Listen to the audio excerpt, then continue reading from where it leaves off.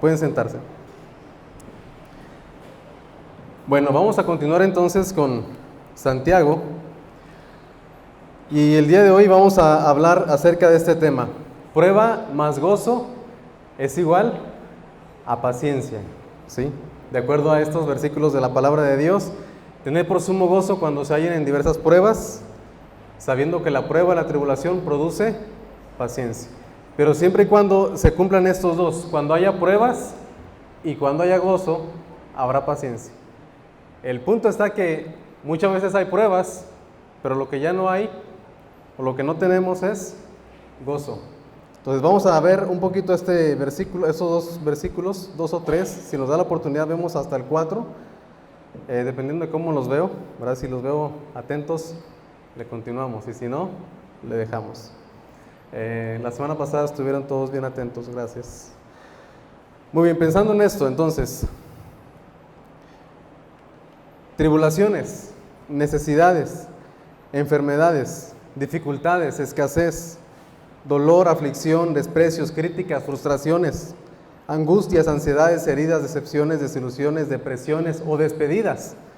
Y no de soltero ni de soltera, ¿verdad? Sino despedidas cuando decimos a alguien adiós porque ha muerto. Todo eso lo podemos resumir en una sola palabra: pruebas. Y es importante que veamos, recordamos que el ser hechos o el ser hijos de Dios no nos va a eximir o no nos va a quitar esa posibilidad de caer en las pruebas, ¿no? Somos hijos de Dios, somos perdonados por Dios, redimidos, pero también somos amados por Dios e incluso estamos bajo el cuidado de Dios. Pero eso no significa que vamos a estar libres de las pruebas. De hecho, el Señor Jesucristo, lo que Él le dijo a sus discípulos aquí en Juan 16:33, Él les dice: estas cosas os he hablado para que en mí tengáis paz.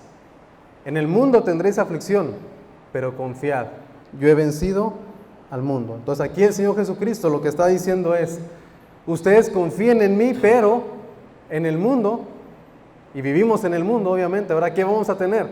Aflicción. Pero confiad, dice Él, yo he vencido al mundo. Y el apóstol Pablo también lo dijo a su discípulo Timoteo. Él le dice: y también todos los que quieran vivir piadosamente en Cristo Jesús padecerán persecución. Y curiosamente estos dos versículos, tanto Juan 16:33 como 2 Timoteo 3, son de las últimas palabras que una persona le dijo a sus seguidores. En este caso Jesús, Juan 16, Él lo dijo cuando ya estaba a horas de ser arrestado y crucificado al día siguiente, ¿no?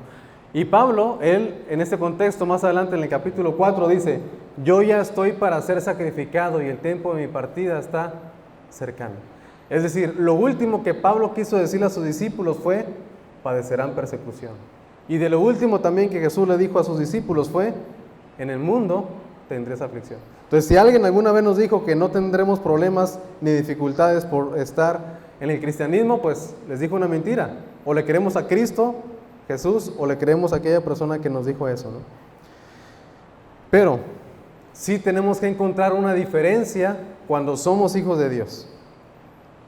Entonces, a pesar de todo, a pesar de que tendremos todas estas problemas, ¿no? Estas tribulaciones, enfermedades, dificultades, escasez, aflicción, todo lo que pasa en nuestras vidas, es importante que recordemos que para nosotros como hijos de Dios, todas y cada una de las pruebas que enfrentaremos tienen un propósito de parte de Dios. No importa cuál sea la prueba por la cual estamos pasando, o van a pasar, o han pasado, pero todas y cada una de ellas tiene un propósito de parte de Dios para nuestra vida. Y por eso Santiago empieza así esta carta, y él nos anima a que a pesar de las pruebas, las pasemos con una actitud diferente, basada en el conocimiento de quién es Dios, y basada en el conocimiento de que sus propósitos para nuestra vida tenemos que tenerlos en mente, ¿no? Y vamos a ver un poquito acerca de esto el día de hoy. La carta de Santiago es una carta muy práctica, ¿no? Que, como veíamos la semana pasada, no se mete mucho en temas de doctrina, aunque Santiago se lo dice a personas que por lo menos conocían toda la enseñanza del Antiguo Testamento. Es decir, no le decía a personas que no conocían nada de Dios. Él hablaba a los, como decía aquí, a los que estaban en la dispersión, a las 12 tribus que estaban en la dispersión. Le hablaba a personas conocedoras del Antiguo Testamento. No habla mucho del Nuevo Pacto, como lo hace Pablo, pero sí, sus cartas, a pesar de ser una carta práctica, están basadas en el conocimiento de quién es Dios y de sus propósitos y de cómo Dios trabaja. Por eso hoy quiero que mantengamos en mente dos atributos de Dios, dos características que Dios tiene. Ahora, Dios tiene muchos atributos por medio de los cuales podemos conocerle, por aquí solamente quiero recordar dos. Uno, Dios es soberano. ¿Qué significa que Dios es soberano? Que Él tiene todo bajo control. No hay nada que se le escape de las manos de Dios, no hay nada que Dios necesite, porque así lo dice el libro de los Hechos, capítulo 17, y no hay nada que suceda sin que Dios esté al tanto o que Dios lo haya o decretado o permitido. Ahora, Dios tiene el control de todo lo que sucede en este mundo. Y como dice el Salmo 115:3, dice, nuestro Dios está en los cielos, todo lo que quiere, lo hace. Todo lo que quiere, lo hace. Ahora, aquí es donde entra en conflicto algunas veces nuestra fe, porque si sabemos que nada sale de las manos de Dios, entonces algunos dicen, entonces Dios quiere que yo sufra, y eso no es cierto. En la voluntad perfecta de Dios no está el sufrimiento, como lo hemos visto en algunas ocasiones, pero Él lo permite por un propósito mayor. Y es mejor entender que si estoy sufriendo es porque Dios tiene un propósito. A las personas que no tienen ninguna fe, ninguna creencia, ellos sufren, pero sufren porque el universo así lo ha decidido, ¿no? Y porque están ahora sí que a la suerte, les cayó la mala suerte y por eso. Es mejor decir, yo sufro, pero sé que Dios es soberano y prefiero sufrir así, sabiendo que Dios no solamente es soberano, sino también como lo conocemos, 1 Juan 4:8, Dios es amor, pero lo que quiero ver hoy es que Dios, a pesar de que todo lo que sucede está bajo su control, Él no es malo, sino que Dios es bueno. En muchas ocasiones la Biblia menciona esta frase, Dios es bueno, o Jehová es bueno, o porque Él es bueno y su misericordia es para siempre. Muchas veces la Biblia nos enseña eso, y no debemos de olvidarlo. Todo lo que sucede en nuestra vida, como decíamos en la anterior diapositiva, es porque Dios tiene un propósito. Ahora, Romanos 8:28, que es muy conocido para muchos de nosotros, y sabemos que a los que aman a Dios, todas las cosas les ayudan a bien, esto es conforme a los que a su propósito, conforme a su propósito son llamados. Entonces quiero que cada uno de nosotros pensemos en una prueba que estamos pasando, ya sea tribulación, enfermedad, dificultad, escasez, aflicción, dolor, desprecio, crítica, frustración, angustia, ansiedad, cualquier situación en la que estemos pasando. Pensemos en eso. Y ahora, ¿cómo nos invita la palabra de Dios a que debemos de pasar esa prueba? ¿Cómo es lo que Dios nos indica que debemos de pasar esta prueba? Y aquí es donde entra el versículo de hoy, ¿no? Vamos a ver el mensaje en 3 puntos principales. Si alcanzamos a ver los 3 y si no, solamente veremos 2. La primera es la actitud a la que Santiago nos invita a vivir. Versículo 2. Hermanos míos, tened por sumo gozo cuando os halléis en diversas pruebas. Ahora, si vemos este versículo, vemos aquí el mandato. ¿Cuál es el mandato? Tengan por sumo gozo, o tengan sumo gozo. Tengan un gozo puro y completo. Eso es lo que significa sumo, algo puro, algo completo, algo que ya no se le puede agregar más. Así debería de ser nuestro gozo cuando pasamos por pruebas. Pero no lo vamos a hacer si no conocemos que Dios tiene el propósito, que Dios es soberano y que Dios es bueno.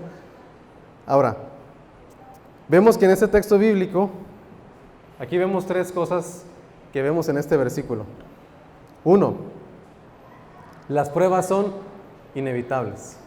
O sea, no nos dice, hermanos, si alguna vez ustedes se llegan a encontrar en una prueba, tengan gozo. No lo dice así. Tampoco lo dice, hermanos, por si acaso dentro de este mundo, en algún día de sus vidas, tienen algún problema o alguna aflicción, tengan gozo. Puede ser que sí, puede ser que no. Así no lo dice la Biblia. No usa un condicional y no usa una incertidumbre, más bien usa una certeza. ¿Cuál es? Se encontrarán en diversas pruebas. Tened por sumo gozo cuando se encuentren en diversas pruebas. Eso es algo que aprendemos aquí, ¿no? No es algo como que pudiera suceder, sino que es algo que efectivamente sí va a suceder. Además, vemos que habla de diversas pruebas. No dice cuando estén en la prueba, no dice cuando estén en pruebas. Es plural, que significan varias, no solamente una, sino varias. Pero luego también usa la palabra diversas, que significa que van a ser de diferentes formas, diferentes índoles, de diferentes grados, diferentes tipos, en diferentes circunstancias, diferentes lugares, diferentes grados. Algunas van a ser más grandes, otras más chicas, unas más difíciles, otras más fáciles de pasar, pero pasaremos por diferentes y diversas pruebas. Esa palabra de diversas estaba ahí estudiando, que se usa para cuando hablan de una gama de colores. Entonces son de diferentes, y a los que les gustan los colores saben que, pues sí, los primarios son poquitos, 3, 4, pero ya cuando se juntan y cuando se hacen de diferentes, hay miles de colores. Colores que a veces cuando yo era niño no existía el magenta, pero ahora ya existe el magenta. Era entre rosa y lila, eso era. Pero ya le pusieron color magenta y color fuchsia y todos esos que antes no existían. Bueno, sí existían, pero no tenían nombre en sí. Entonces, las pruebas también son de diferentes tonos y matices y grados y tamaños. Y hermanos, aquí quiero que tengan en mente esto, porque ahorita vamos a poner un pequeño video. Ahí vemos que es una perla, ¿verdad? Tal vez algunos de ustedes saben cómo vienen las perlas, pero antes de ver el video quiero mencionar que la perla proviene de un parásito de arena que lastima a la ostra y le causa cierta irritación. Pero la ostra secreta sustancias, el néctar y todo eso, que van a... No sé si es néctar, creo que no es la palabra, creo que ahorita lo vamos a mencionar. Pero secretas diferentes circunstancias, sustancias que van formando la perla. Y al cabo de un tiempo muy largo se forma la perla. Nácar es la palabra que buscaba. Ahora, el punto es, si las dificultades, que son inevitables y son diversas, no las tomamos con gozo, ¿qué es lo que va a causar en nuestra vida? Amargura. Vamos a ser personas amargados, ¿verdad? Si las recibimos con incredulidad, con queja, sin conocimiento de Dios ni de su palabra, van a producir amargura, desaliento, desánimo. Y por eso Santiago nos exhorta a tener por sumo gozo. Y eso es la respuesta a la que nos debemos de tener cuando tengamos fe. Pero Santiago no se refiere a un gozo emocional. O sea, no se refiere a que ya voy a tener una prueba, órale, sí, bienvenido. No se trata de eso, ¿verdad? Nadie recibe así las pruebas, a menos que esté un poquito mal aquí en la cabeza, ¿no? Nadie recibe así las pruebas. No es algo emocional, sino que es un resultado, es algo interno. Es un resultado de ver la vida desde la perspectiva bíblica, desde la perspectiva de que todo sucede bajo la providencia, o sea, que Dios lo manda o lo permite, y bajo la soberanía de Dios con un propósito divino. Y podemos recordar, solamente para recordar, el ejemplo de los apóstoles. Pedro y Juan. ¿Qué pasó en Hechos 5? Cuando ellos fueron encarcelados y después, porque les dijeron que no predicaran, después fueron azotados y los liberaron. Y dice aquí en Hechos 5:41, quiero que busquemos en nuestras Biblias Hechos 5:41, cómo ellos se encontraron después de haber sido azotados, ¿no? Y ellos salieron de la presencia del concilio gozosos de haber sido tenidos por dignos, por padecer afrenta por causa del nombre. Ellos salieron lastimados, salieron azotados, salieron humillados, pero aún así, ¿cómo estaban ellos? Gozosos. Gozosos porque se tuvieron por dignos de sufrir por causa de Cristo Jesús. Ahora, recordemos el ejemplo de Pablo y Silas en Hechos 16, allá en Filipos, cuando fueron encarcelados, porque los calumniaron. Ellos no habían hecho nada malo, lo que habían hecho era liberar a una mujer de estar endemoniada, la liberaron. Y unos hombres se molestaron y dijeron, oye, mi ganancia se va a ir, ¿y ahora cómo le hacemos? Bueno, hicieron un alboroto y metieron a Pablo y Silas en la cárcel. Y dice la Biblia que los metieron en el calabozo de más adentro y pusieron los pies en el cepo. Era como que los pies los tenían también encadenados. Muy probablemente en una posición muy incómoda. Pero dice que Pablo y Silas lo que estaban haciendo, dice el versículo 25, bueno, es del 24 al 25, ahí me comí un número. Lo que estaban haciendo ellos era cantando himnos a Dios. Estaban ahí encarcelados, no por hacer algo malo, y precisamente después Pedro escribe en su carta, dice, hermanos, ustedes van a sufrir, pero sufran por ser cristianos, no sufran por ser como los demás. Ahí en su primera carta, lean el capítulo 2 y 3. Ahora, aquí vemos nosotros cómo ellos entendieron el gozo. Ellos entendieron el gozo. Quiero que veamos un video.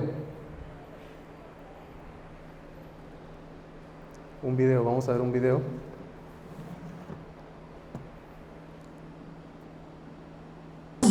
Y vamos a ver que es un producto de la perla. Qué hermosas son las perlas. Aún así, debemos saber que son producto del dolor. Toda perla es consecuencia de una ostra que ha sido herida por un grano de arena que ha entrado en su interior. Una ostra herida produce perlas. En la parte interna de la ostra se encuentra una sustancia llamada nácar, y cuando un grano de arena penetra en la ostra, ésta lo recubre con capas de nácar para protegerse. Como resultado, se va formando una hermosa y brillante perla. ¿Te has sentido herido por las palabras y actitudes de alguien? ¿Has sido acusado de decir cosas que nunca has dicho? ¿Han sido tus ideas rechazadas o ridiculizadas? ¿Te han culpado de haber hecho algo que jamás hiciste? ¿Tu actitud frente a ciertas situaciones se malinterpreta? ¿Has sufrido alguna vez los golpes de la indiferencia? ¿Te han herido precisamente aquellas personas que menos esperabas? ¿No te valoran como realmente lo mereces? Entonces, perdona y haz de tu herida una perla. Cubre tus heridas con varias capas de amor. Recuerda que cuanto más cubierta esté tu herida, menos dolor sentirás. Por el contrario, si no la cubres de amor, esa herida permanecerá abierta. Te dolerá más y más cada día. Se infectará con el resentimiento y la amargura. Y peor aún, nunca cicatrizará. En nuestra sociedad podemos ver muchas ostras vacías, no porque no hayan sido heridas, sino porque supieron perdonar, comprender y transformar el dolor en una perla. Una perla es una herida sanada por el amor.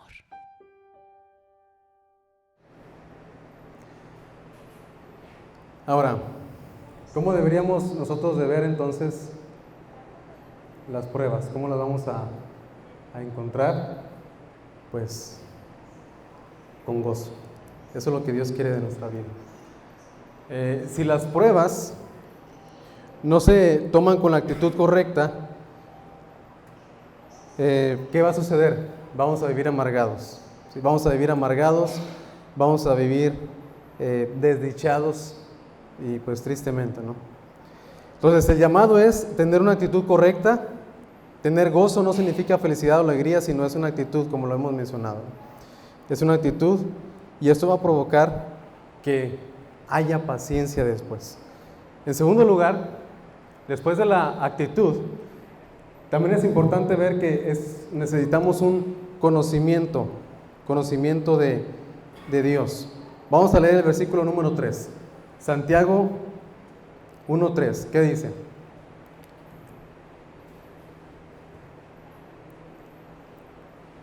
¿Quién lo tiene?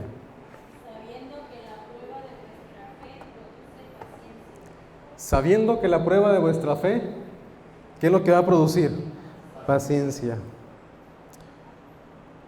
Y aquí la idea es que no nos guiemos por lo que sentimos, sino que más bien nos guiemos por lo que sabemos. Ahora, aquí Santiago dice, tengamos gozo, ¿cómo? sabiendo.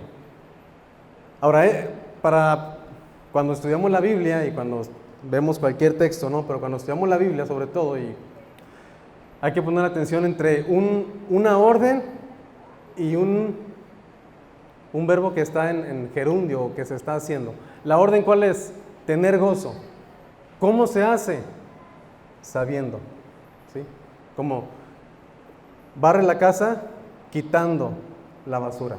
¿Cómo voy a barrer? Quitando o moviendo la escoba. ¿Sí? Se nos dice cómo hacer la acción. Y en este caso es, ¿cómo voy a tener gozo? Porque es difícil tener gozo en medio de las circunstancias complicadas, ¿no? Bueno, sabiendo ¿qué? Sabiendo que la prueba de vuestra fe produce paciencia. Sabiendo que la prueba de vuestra fe produce paciencia. Ahora, es un llamamiento para tener conocimiento de las cosas. Y ya vimos cómo no se trata de lo que sentimos, porque en el momento de la prueba no vamos a sentir bonito, vamos a sentir feo, vamos a sentir dolor, vamos a sentir que nos están atacando, nos vamos a sentir ofendidos y muchas cosas, nos vamos a sentir engañados, pero deberíamos de ser guiados por lo que conocemos más que por lo que sentimos. Ahora vamos a ver lo que dice el Salmo 119, 75. Salmo 119, 75. Lo dice así. Ya habla acerca de lo mismo. Conozco, oh Jehová, que tus juicios son justos y que conforme a tu fidelidad me afligiste. Este salmista, ¿qué conocía? Él conocía mucho la palabra de Dios. Y vemos el Salmo 119, es una obra maestra acerca de lo que es la Biblia, ¿verdad? Hay muchas expresiones acerca de la palabra de Dios.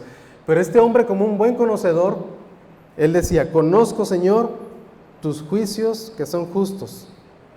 Pero también me has afligido, ¿cómo? Conforme a tu fidelidad. Y hermano, en medio de las dificultades, lo que tenemos que hacer en medio de la angustia es recurrir a lo que conocemos. No recurran a lo que sienten, porque el engañoso es el corazón, más que todas las cosas, y perverso. Así es el corazón. Tenemos que recurrir a lo que conocemos.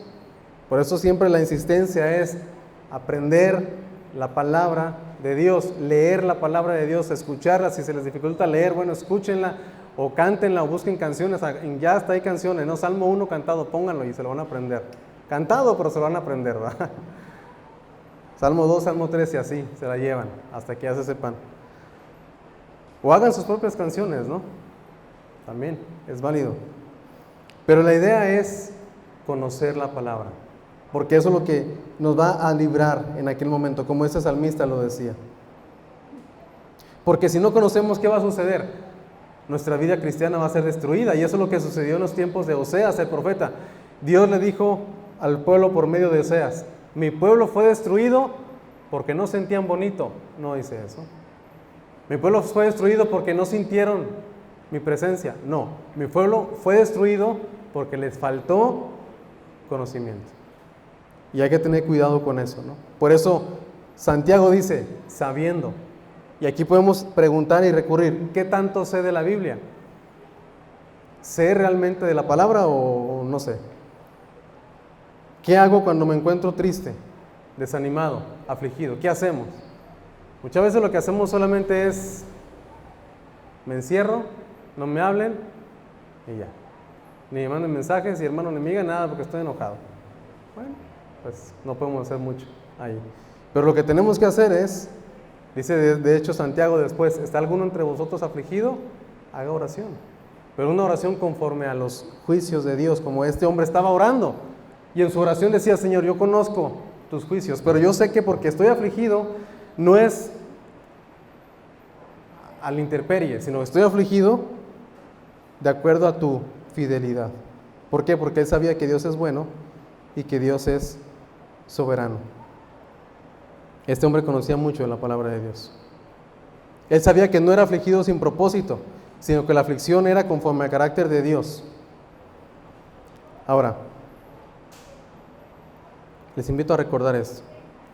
Vamos a ver 1 de Pedro 4:12. Primera de Pedro 4:12.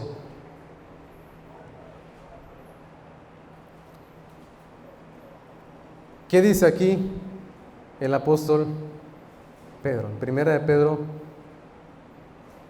4:12.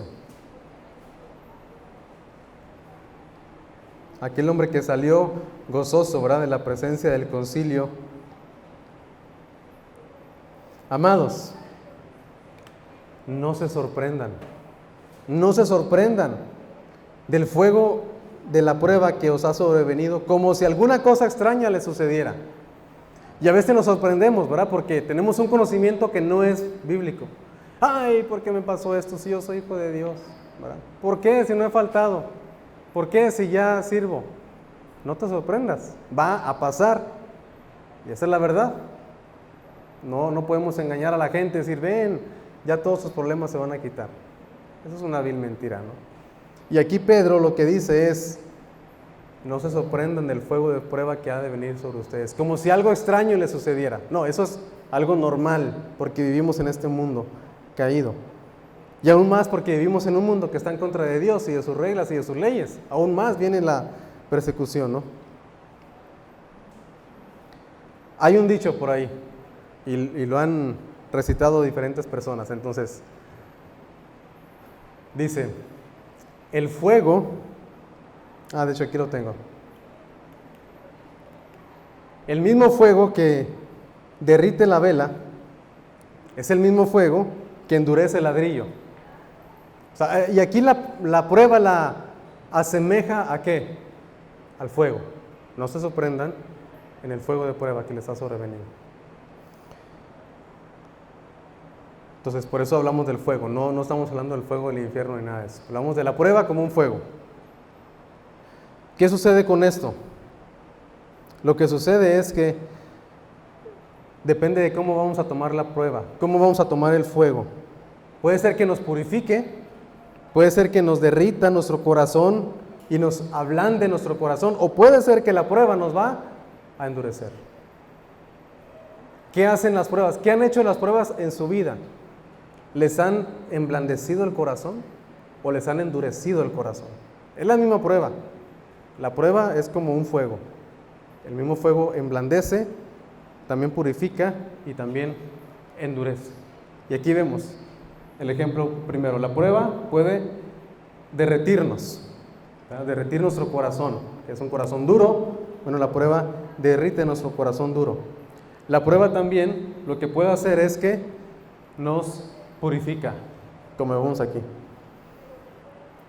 Cuando pasamos por pruebas y dificultades, Dios nos va purificando, nos va limpiando todo lo que no le gusta de nuestras vidas.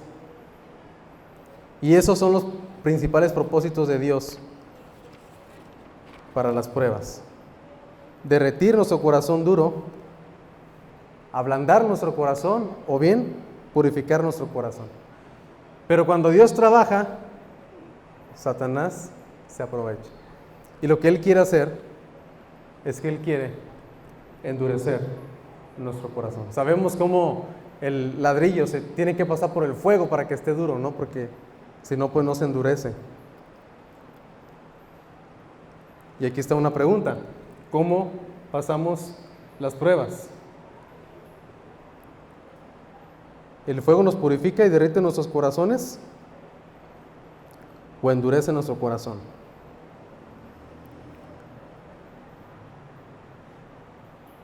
Vamos a ver Primera de Pedro 1. Estamos ahí en Pedro, no nos hemos movido desde que vimos el 4. Entonces vamos a ver el 1, versículos 6 y 7.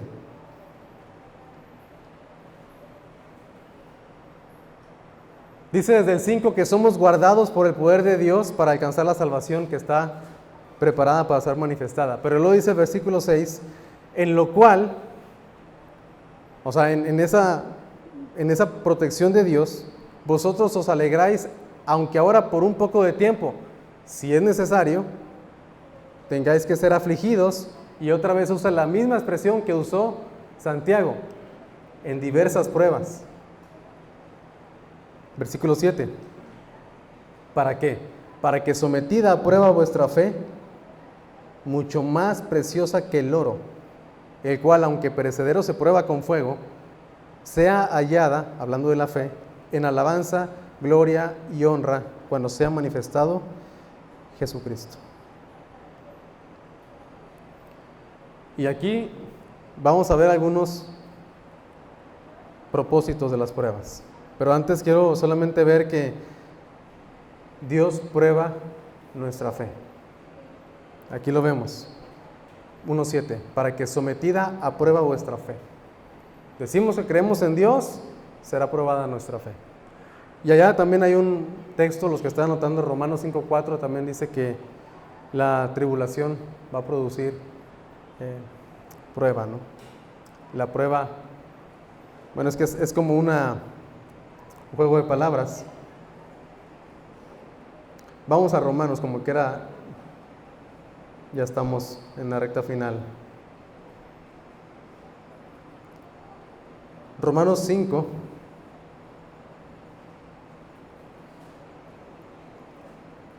versículos 3 y 4. Y no solo esto, sino que también nos gloriamos en las tribulaciones, sabiendo que la tribulación produce paciencia. Y la paciencia, prueba. Y la prueba, esperanza.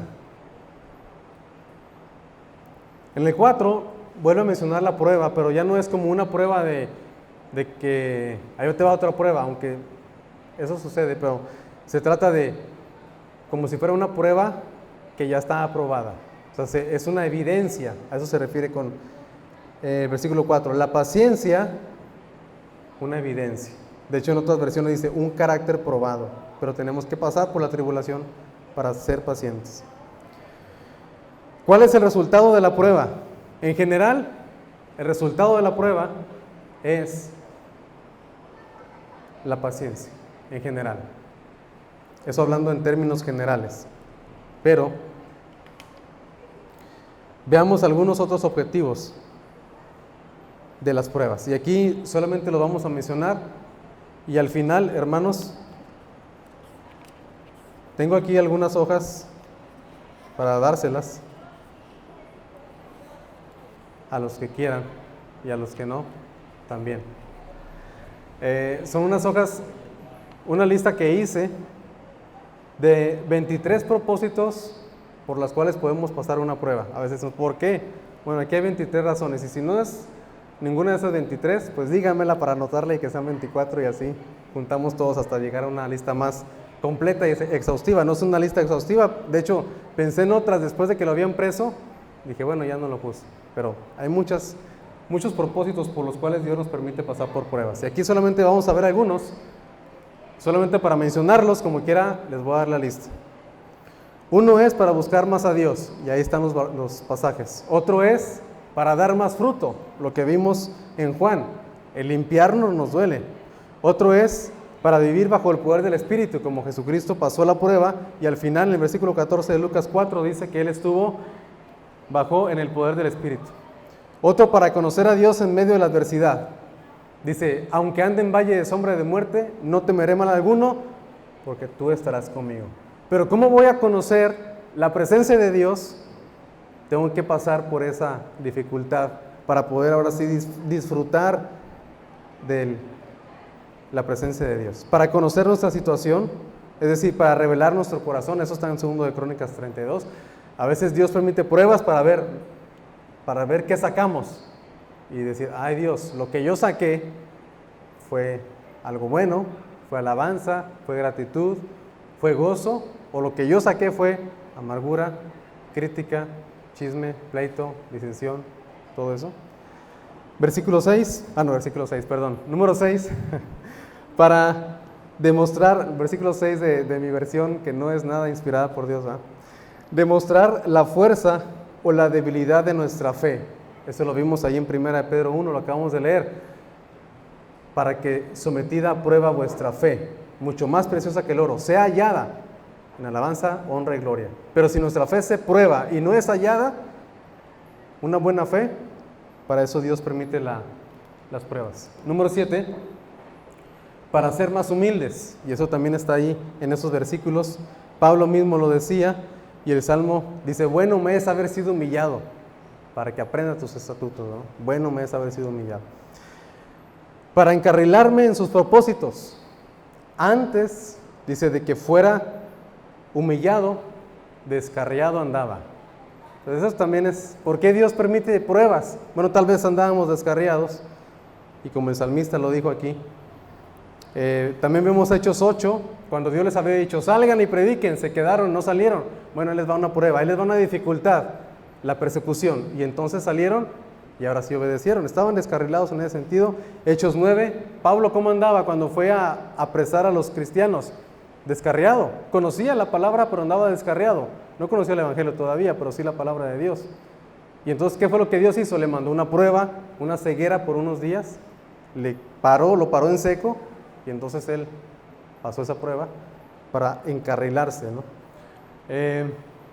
Revela lo que realmente amamos, que amamos nosotros, más a Dios o más las cosas que se nos son quitadas.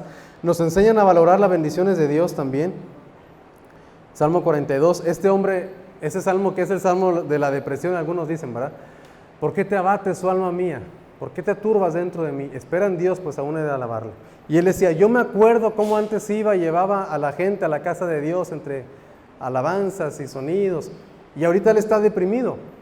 Bueno, la depresión le ayudó para recordar y valorar el servicio a Dios, ¿no? Número 11, para tener una mayor esperanza eterna, amando menos este mundo. Job, ¿qué le pasó? Perdió todo. Romanos 8, también. 2 Corintios, ahí ustedes lo ven. Pablo, ¿cómo lo entendió? Lo entendió de esa manera, versículos 8 al 12.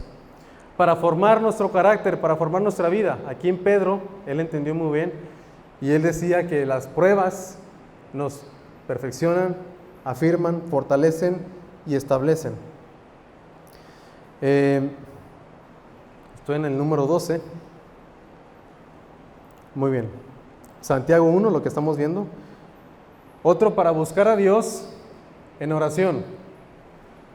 A veces no lo buscamos. Hasta que estamos en la prueba, ahí sí. Y no es algo malo. Se puede convertir en un círculo vicioso que se convierte en algo dañino para nuestra vida espiritual. Pero es bueno buscar a Dios en medio de la aflicción, ¿no? Es lo mejor que podemos hacer. Para buscar más a Dios en su palabra.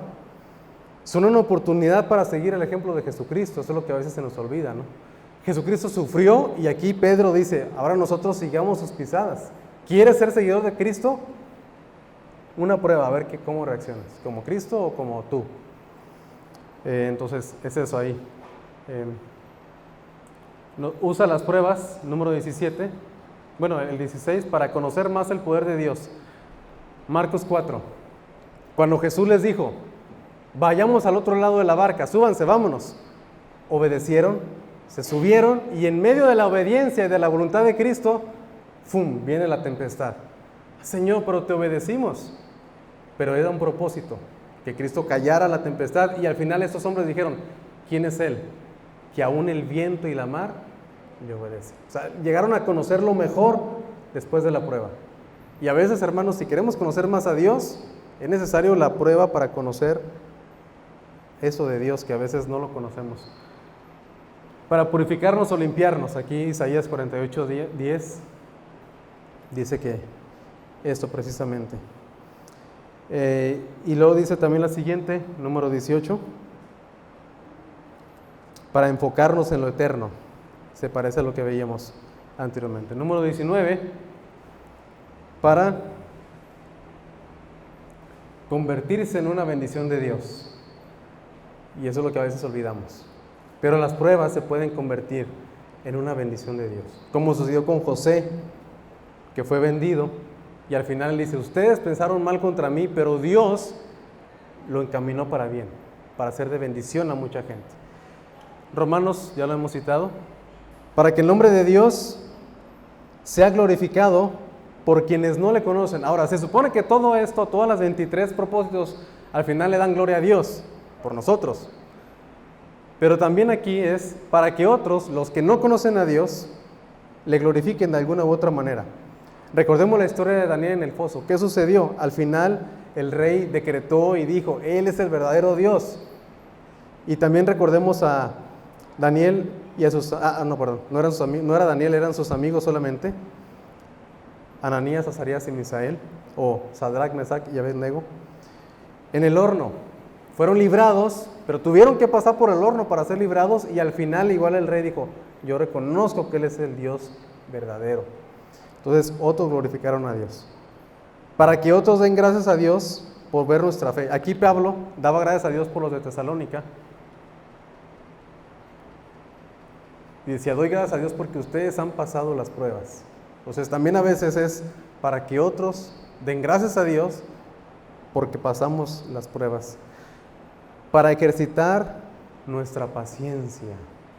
Ahí dice el Salmo 40, pacientemente esperé a Jehová y se inclinó a mí, y oyó mi clamor, ¿verdad? Y me hizo sacar del pozo la desesperación. O sea, él estaba desesperado, del lodo cenagoso.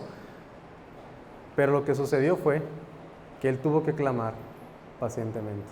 No fue una respuesta rápida, ejercitó su paciencia. Para capacitarnos y después ayudar a otros. Eso dice Corintios. Somos consolados para que después podamos consolar a otros con la misma consolación con la que fuimos consolados por Dios. Y aquí en Lucas 22, algo muy interesante. Ese sí quiero que lo veamos solamente para verlo textualmente. Lucas 22.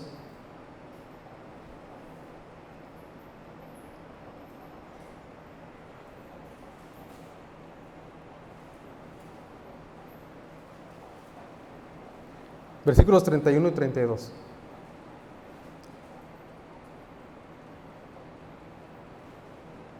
Dijo también el Señor, Simón, Simón, he aquí Satanás os ha pedido para zarandearos como a trigo. ¿Qué dijo Jesucristo? Pero yo no le di permiso. No.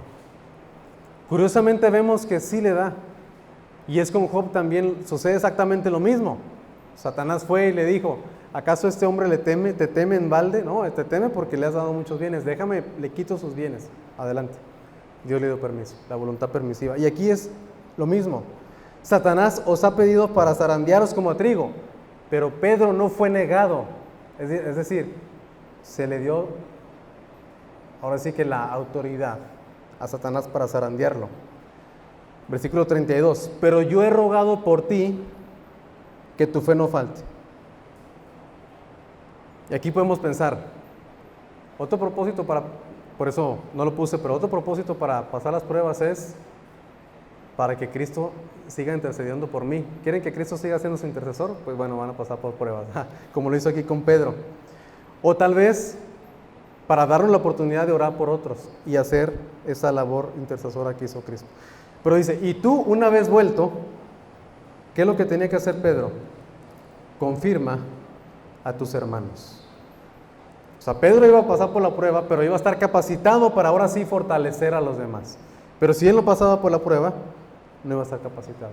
Y hay muchas otras, como ver el amor de Dios, ver el cuidado de Dios, ver la familia de Dios en acción. Hay muchas formas.